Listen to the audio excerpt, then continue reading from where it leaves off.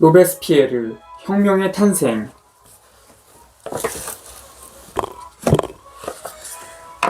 공안위원회의 새 친구. 생쥐스트, 로베스피에르, 구통. 왼쪽부터. 그는 결코 편을 바꾸지 않을 것이고 상퀼로트를 버리지 않을 것이다.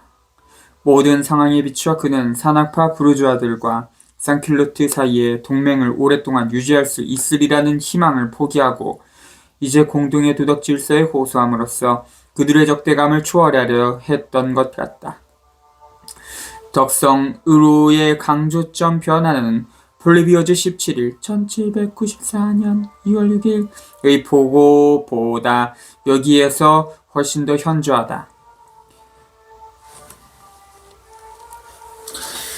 1793년 5월에 로베스피에르는 단지 황금 퀼로트, 부유층 반영면 세력의 당파와 상퀼로트의 당파를 구별하기를 원했다. 사회적 동맹을 존속시킬 수 없게 된 지금, 그는 모든 사람들에게 사악한 자들에 맞서는 선량한 사람들의 당파, 무신론에 대항하는 신의 당파를 구성할 것을 촉구했다. 이어 로베스피에르는 신에 대한 믿음을 역사적으로 폭넓게 회고했다. 도중에 그는 백과전서파를 비난하고 이 학파는 정치적인 차원에서 늘 민중의 권리에 이르지 못했다. 도덕의 차원에서 이 학파는 종교적 편견의 파괴를 훨씬 넘어섰다. 종교 자체의 파괴로 나아갔다. 인류의 교사라 할 루소를 찬양했다. 제르미날 25일 4월 14일 국민공연은 루소를 판테온에 안치하기로 결정했다. 그리고 전선이 바뀐다. 그는 프리메르 1793년 11월 21일부터 12월 21일에 그랬던 것보다 훨씬 더 격렬하게 교회를 비판했다. 장마생의 분석이 뛰어나다. 광신도들이여, 우리에게 아무것도 기대하지 말지어다. 사람들에게 최고 존재에 대한 순수한 예배를 상기시키는 것은 광신의 치명타를 가하는 것입니다. 모든 허구는 진리 앞에서 소멸하고 모든 관기는 이성 앞에서 쓰러집니다. 아무런 강제도 박해도 없이 모든 종파들은 스스로 보편 종교 안에 합류해야 합니다. 야심 많은 성직자들이여, 우리가 당신들의 제국을 재건하기 위해 일할 것이라 기대하지 마십시오. 그러한 시련은 우리의 능력 밖에 있는 것입니다. 당신들은 스스로 사멸했기 때문에 물질적인 존재뿐 아니라 정신적 삶도 회복될 수 없습니다. 성직자들과 신 사이에 무엇이 있습니까? 성직자와 도덕의 관계는 돌팔이 의사와 진정한 의사의 관계와 같습니다. 성직자들이여, 당신들은 어떤 증거를 내세워 당신들의 소명을 입증했습니까? 당신들은 다른 사람들보다 더 공정하고 더 겸손한 진정한 진리에 버셨습니까? 당신들은 평등을 사랑하고 민중들의 권리를 옹호하고 전제정을 미워하고 독재를 쓰러뜨렸습니까? 당신들은 왕들에게 이렇게 말했습니다. 당신은 지상에서의 신의 형상입니다. 당신은 오직 신으로부터 당신의 권력을 부여받았습니다. 그리고 왕들은 당신들에게 대답했습니다. 그렇습니다. 참으로 당신은 신의 사자입니다. 우리와 함께 인간들의 가죽과 찬양을 나눠 가집시다. 왕흘과 황홀로가 결탁해 하늘을 욕보이고 지상을 찬탈했습니다. 성직자들을 내버려두고 신에게로 돌아갑시다. 자연의 신은 성직자들의 신과 얼마나 다릅니까? 내가 알기로 그들이 만들어낸 종교보다 더 무신론을 담은 것도 없습니다. 최고 존재의 진정한 사제는 자연이며 그 신전은 우주고 예배는 덕이며 그 축제는 보편적 우애의 부드러운 매듭을 다시 쬐고 그에게 다감하고 순수한 마음의 경의를 표하기 위해 그의 눈앞에 모인 위대한 민중의 기쁨입니다. 로베스피에르는 성직자들을 무신론으로 고발했다. 성직자들도 그를 범신론으로 비난할 수 있을 것이다.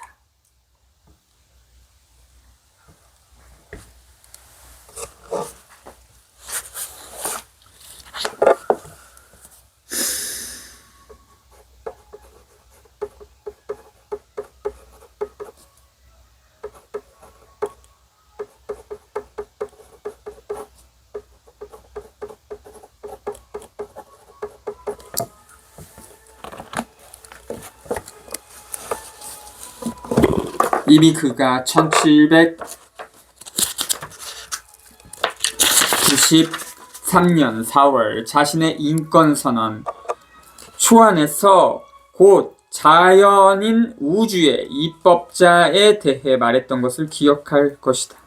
그때 초월성은 더 이상 거의 강조되지 않았다. 18세기 말 스피노자는 모든 심오한 종교적 탐구를 거의 보편적으로 고치했다. 교회의 가까운 미래에 대한 로베스피에르의 생각이 순진하다고 비웃을 수는 있지만 성직자들과 왕들의 결탁에 대한 그의 비판에 대해서는 결코 비웃을 수 없을 것이다. 그는 보시에를 다시 읽고 주변을 둘러봤을 뿐이다. 그의 시도를 모든 일에 판가름난 지금 비웃는 것은 너무 쉬운 일이다.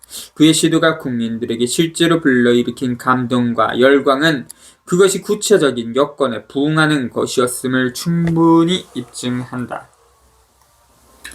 이상주의에 다른 이상주의로 답하고자 하는 그의 노력이 왜 실패할 수밖에 없었는지는 쉽게 이해할 수 있다. 인간의 문제들을 직접적인 인간의 용어로 제기하기에는 1794년의 사회가 아직 충분히 성숙하지 않았다는 사실, 그리고 그 이유가 무엇인지도 쉽게 알 수 있다. 그러나 국민공예에 최고 존재가 존재한다고 선언할 것을 요구하는 로베스피에르를 조롱하는 바로 그 사람들이 왜 니케아의 교리가 훌륭하다고 판단한 콘스탄티누스 대제를 우스꽝스럽게 여기지 않았는지는 이해하기 어렵다. 보시에, 자크 베닉 보시에 1762년부터 1704년 프랑스의 주교, 신학자, 작가, 왕권의 신으로부터 주어졌기 때문에 신성불가침하다는 왕권 신수설에 기반하여 루이 14세의 절대 왕정을 적극 옹호했다. 니케아의 교리 325년 콘스탄티누스 대제가 소집한 니케아 회의는 예수가 완전한 신이며 동시에 완전한 인간이라고 선언했다. 콘스탄티누스 대제 콘스탄티누스 the Great 280년부터 337년 기독교를 공인한 로마 제국의 황제. 로베스피에르는 보고를 계속하면서 중간에 교육의 문제를 언급했다. 이제는 신사들의 교육이 아니라 시민의 교육이 중요합니다. 조국만이 그 자녀들을 양육할 권리가 있습니다. 조국은 이러한 임무를 가문들의 오만이나 개인의 편견에 맡길 수 없습니다. 그러한 것들은 특권층의 영원한 자양분이며 사람들을 고립시킴으로써 편협하게 만들고 사회질서의 모든 토대들을 똑같이 파괴하는 가족 연방주의의 자양분이기 때문입니다. 특권층과 부유층의 개별적인 사교육이 덕 있는 시민의 양성을 방해한다는 점을 반혁명적이라 비난받을 지방의 연방주의에 비유하고 있다. 그리고 그는 공공교육의 본질적인 부분인 국민축제에 도달한다. 장황하게 그리고 눈에 띄게 편향적으로 그는 국민축제의 매력과 효과를 찬양했다. 인간은 자연 속에 있는 가장 위대한 존재입니다. 그리고 모든 광경들 중 가장 장엄한 것은 위대한 민중이 직결해 있는 광경입니다. 보고를 마무리하면서 로베스피에르는 마지막으로 모든 사악한 자들에 대한 모든 선량한 사람들의 결속을 호소했다. 1793년 7월처럼 상킬로트에게 부르주아들을 대립시키는 것은 더 이상 의미가 없다. 공화국에 적은 모든 부패한 사람들입니다. 애국파란 진정한 의미의 청렴하고 간대한 인물의 다름 아닙니다. 6주 후인 메시도르 9일 1794년 6월 27일 당시 로베스피에르의 정치적 견해를 대변하는 국민의 대리인 파양은 1793년 5월 8일에 베르니오. 그날 베르니오는 상킬로트와 신사들 사이의 계급 투쟁을 한탄하고 부인하는 전설을 냈다. 라도 부인하지 않았을 표현으로 단각히 말한다. 사회의 특수한 분파들을 공격할 것이 아니라 모든 계층의 사악한 시민들을 구별 없이 타도합시다. 로베스피에르가 결론적으로 제안하여 국민공예가 토론 없이 채택한 법령은 꽤 길다. 그러나 그가 수립하는 이 시민종교의 성격을 명확히 밝히기 위해 충분히 인용할 가치가 있다. 1조. 프랑스 민중은 최고 존재의 존재와 불멸의 영혼의 불멸을 인정한다. 2조. 프랑스 민중은 최고 존재에 합당한 예배는 인간의 임무를 실천하는 것임을 인정한다. 3조. 프랑스 민중은 악의와 독재를 미워하고 독재자들과 반역자들을 처벌하고 불행한 이들을 구제하고 약자들을 존중하고 압제당하는 이들을 보호하고 다른 사람들에게 할 수 있는 모든 선을 행하고 그 누구도 부당하게 취급하지 않는 것을 가장 중요한 임무로 여긴다. 제4조. 인간들에게 신의 관념과 그의 존재의 존엄함을 상기시키기 위해 축제들을 창설할 것이다. 제5조. 축제들은 우리 혁명의 영광스러운 사건들, 인간에게 가장 소중하고 유익한 덕성들, 자연의 가장 위대한 혜택에서 이름을 빌려올 것이다. 제6조. 프랑스 공화국은 매년 1789년 7월 14일 바스티유, 1792년 8월 10일, 1793년 1월 21일, 1793년 5월 31일을 기념하는 축제를 거행할 것이다. 제7조. 프랑스 공화국은 순일들을 다음에 축제들을 거행할 것이다.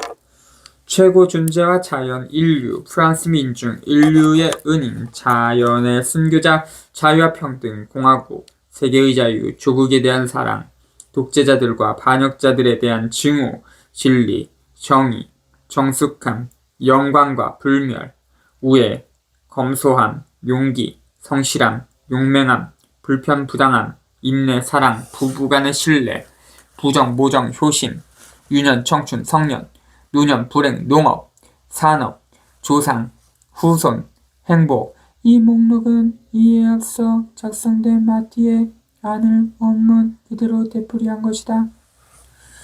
부정, 모정, 효심, 안, 순일.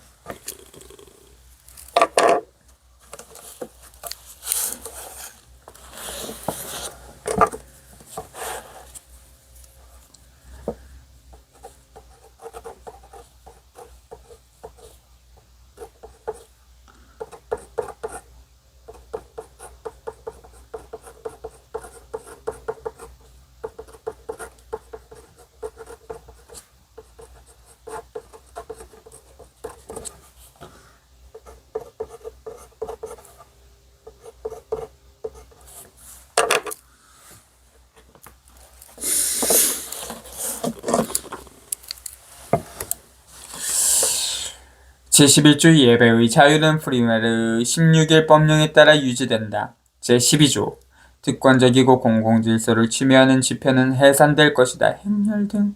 제13조 다가오는 프레리알 20일 1794년 6월 8일에 최고 존재를 기리는 국민 축제를 거행할 것이다.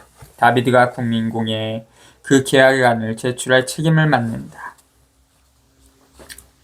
1790년 연맹제, 1792년 샤토비웨의 스위스 병사들을 위한 축제, 1794년 8월 10일 봉기기념축제, 더 최근에는 루이 카페 처형 기념축제가 이 대규모 국민축제의 전조들이었다. 테르미드르 9일의 쿠데타로 인해 이 실험은 예정대로 계속되지 못했지만 적어도 그 계획은 풍성했다. 예정대로 진행된 프레리알 20일의 축제는 그 배체의 아름다움과 군중들의 대규모 참여로 축제의 예고가 불러일으켰던 열광적인 기대에 부응했다. 정치적 삶으로부터 밀려나고 국가 관리체제에 의해 경제적으로 불이익을 당하고 방토지법, 어쨌든 불충분한에 대한 방해로 사회적으로 옴짝달싹 못하게 된 상킬로트에게 로베스피에르는 단지 계급투쟁의 포기와 그에 대한 보상으로 신, 영혼, 그리고 덕성을 제공했다. 그러한 방식이 가져올 결과는 충분히 예견할 수 있었다. 그러나 로베스피에르의 보고서의 결과가 비록 심층적이지도 지극적이지도 않았지만 광범위한 계층의 시민들 내에서 대단한 영향을 끼쳤음을 잊어서는 안 된다. 수많은 이들이 혁명이 정점에 도달했다는 인상을 받았다. 로베스피에르 자신도 혁명이 정점에 이르렀다는 인상을 공유했을 것이다. 프레리알 16일 2월 4일 485표를 얻어 만장일치로 국민공회 의장으로 선출되어 최고존재 축제를 주재하는 거의 의식을 집행한다고 말해야 할 것이다. 사람은 바로 로베스피에르였다. 1794년 6월의 이날 그는 역설적이게도 자신의 소원을 성취했다. 더 정확히 말해 1793년보다는 1789년의 소원을 성취한 것이었다. 그는 산악파 지도자로서 꿈꿀 수 있었던 모든 것을 다 이룰 수는 없었다. 그러나 1789년 무명의 재원 의원이 꿈꿀 수 있었던 모든 것은 실현됐다. 그는 단지 이에 타선에 따라 행동했고 개인적인 권력을 갈망했을 뿐이라고 의심했던 사람들은 모두 그의 최초의 꿈, 궁극적으로는 마지막 꿈이 얼마나 단순하고 겸허한 것이었는지 이해하지 못했다. 장작 그루스의 아들은 자유를 얻은 위대한 민중의 한가운데에서 자연의 선의를 찬양하는 꿈을 꾸고 있었다. 프레디알 20일, 바로 이날 로베스피에르의 기쁨은 절정에 달했다. 그러나 그 기쁨에는 그것을 더하게 한 것인지 아니면 흐려놓은 것인지 알 수 없는 어떤 다른 감정이 혼재해 있었다. 이미 17일 전부터 그는 비수의 위협 아래 살고 있었다. 그리고 그는 곧 자신이 순교자가 되리라는 확신을 가지고 국민의 선두에 서서 최고 존재를 향해 나아가고 있었다. 18.